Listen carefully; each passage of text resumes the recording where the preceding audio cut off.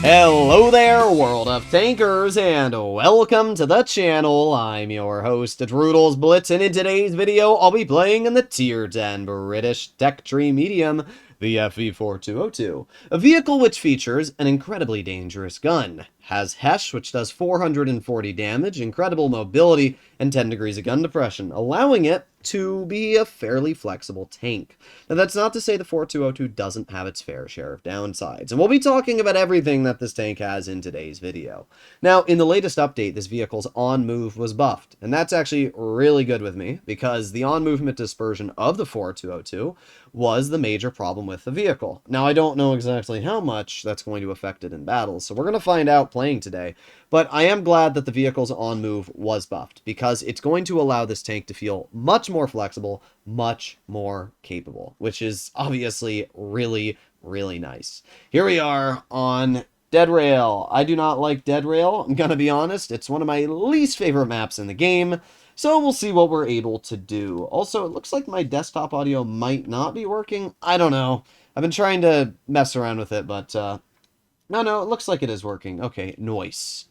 If it's not, then you get to listen to just me speaking the whole video.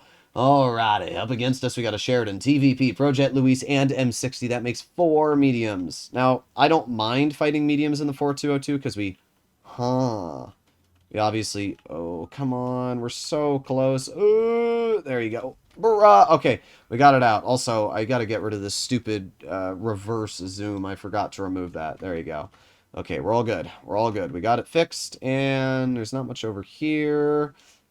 Okay, let's move up and see what we got spotted. Well, there's the VZ. Nice 327 in him. And we back up. Okay, now the reason I'm backing up is because I don't know exactly what this M60 has planned. And while he's probably not the best player, it is still... Aw, that shell was a little delayed, which made it so we could not hit his Tonker. Okay, so what are we doing here? Well, we got the T95 in the open. We have the M60 on the side, and we're going to aim in right on that M60. There you go. 466, that's pretty good. The Luis does pen me in. I don't like this. That 95 on my side is going to be a serious problem. Let's see. Let's aim it on that 95. He misses. Okay, and we're good. All right, we are indeed good. All right, let's aim it on the lower plate. Could I get worse RNG today? I can tell you the answer. It's no, I could not. All right, let's aim it on that lower plate again. That time we hit, and we deal a bad roll, but it's a pen, and that's all that matters to me. Let's load in a high explosive. There you go. Another nice pen, and that obviously strips quite a bit of effectiveness off of that player. Then we have the Jagdpanzer, who we get a nice, really, 11 damage. Wow. Okay. Okay. We can see that, like, Hesh has good things going for it and bad things. And it's got a lot of both. I love the damage output that Hesh has, but at the same time, you will definitely run into situations where you deal, like, literally 1 damage because your shells just don't go where you want them to. Nothing works that you expect it to. And we're seeing that in this game here. We're really hit or miss. We're getting some shots that deal a lot, and then some that deal absolutely nothing. But like that there, that's a 509 roll. You can't discount that. That's an insane amount of damage for just one single pen. And it is crazy that you can get that much damage with a tank like this. Again, there you go. 468 into that Projet Luis. That's a lot of damage. And it really is an insane amount, especially when you load standard HE and you're able to just rip it into your opponent. That is where I love driving the 4202. So we have the Sheridan. We get a nice max roll into his tank for 438. We are already up to 4,200 damage, and the Sheridan obviously wants to shoot at me. Let's pen him in the roof. Nice 383. All that's left is the VZ. And, well, we'll just drive to his side, and see ya. There you go. So that was a really good game. We had a solid result. We were able to get a lot of Hesh out in the end there. We got the Sheridan penned with Hesh. We got that Luis pen twice with Hesh, taking off around 1,000 with just 2 shots.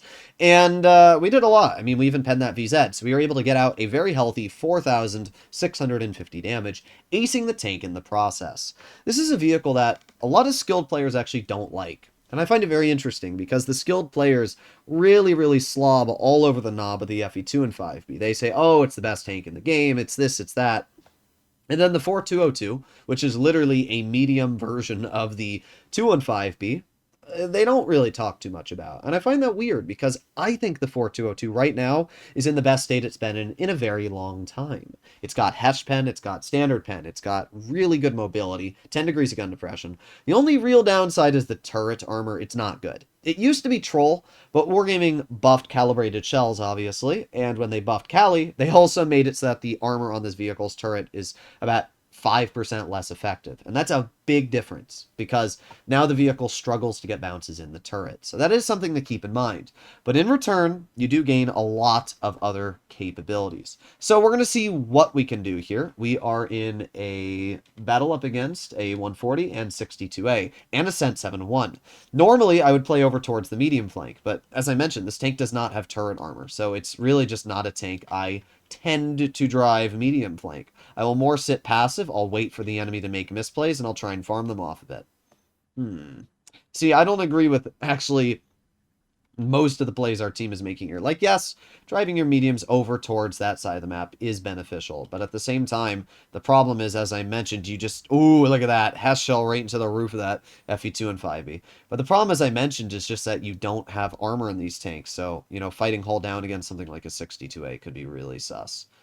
Alright, so they got the 62A, he's getting bonked, and I'm just kind of waiting here for now. I mean, we obviously got our VZ who's holding... Oh, there's the Hovri. We're going to fire standard shell into that Hovri, because I know that the armor is better than you would think. It's the tier 9, but it is still pretty good armor, so you got to be careful. We got the 57 heavy in their spawn. Interesting.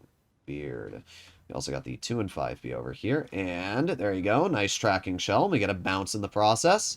That's all pretty good, and he gets shot by the T95. Now what we're going to do is we're going to try and head into our spawn and deal with this 57 heavy if we can.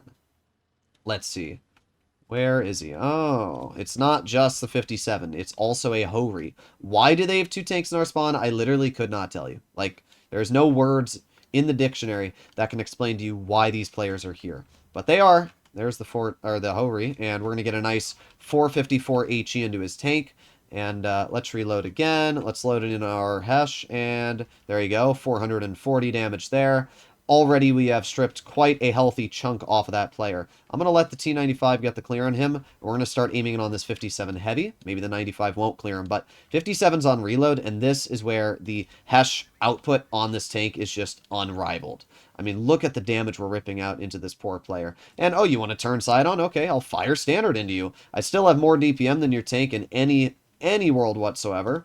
There you go. Oh, well, that was a non-pen. Again, Hesh is hit or miss, literally. Sometimes you hit it, sometimes you don't. And that one did not hit. But overall, we still did a lot to him, and now he's down to 100 HP. I don't think he's enjoying our company all too much. We're going to reload, get the clearing shell into his tank, and all that's left is a one-shot Scent and a one-shot 140. It doesn't really matter, though. We did a lot of damage, 3,800 this game. And again, you can see why. We took 880 off that Hovri because he poked, and we were able to shoot him in the frontal plate with Hesh. And then we shot that 57 heavy. And even though one of the shells didn't pen, all the others did. So we still, I think, at least even traded there. We had a very solid farm that game, and it just shows why I really like the 4202. And now with the on-movement dispersion buff, it just makes this tank that little bit more enjoyable. So we penned 6 shots on that 57, but one of them he only had like 80 health or something, so if we actually take the other shots, we penned 5 shots, 5 times 350, so we did about the same even with messing up that one shell as we would have normally. So it worked out well. And look at that, 900 off that Hovri. It's just crazy. I really enjoy this tank. And the fact that it has super good standard pen means you don't ever need to really worry about loading gold in most games you play. I do quite well in the 4202, though. I have 3,560 average damage. My win rate's a bit low, but that's obviously team-based, not necessarily the tank's fault. So let me know what you guys think about this vehicle in the comments down below. If you'd like to see more like it, please consider smashing that subscribe button, and I'll see you in the next one. Bye-bye!